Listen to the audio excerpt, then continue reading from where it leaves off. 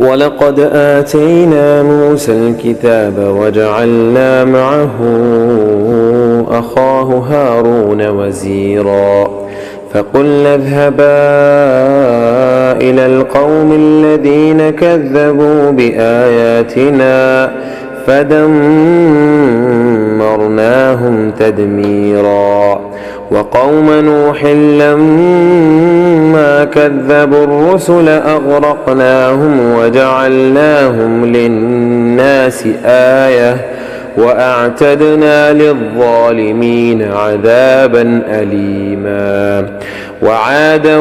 وثمود وأصحاب الرس وقرونا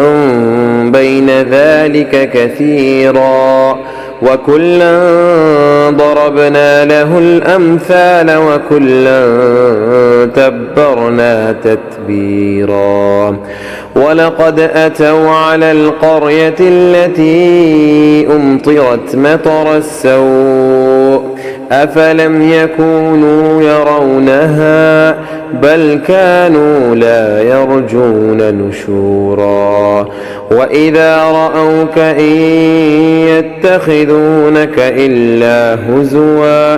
أهذا الذي بعث الله رسولا إن كاد ليضلنا عن آلهتنا لولا أن صبرنا عليها وسوف يعلمون حين يرون العذاب من أضل سبيلا أرأيت من اتخذ إلهه هواه أفأنت تكون عليه وكيلا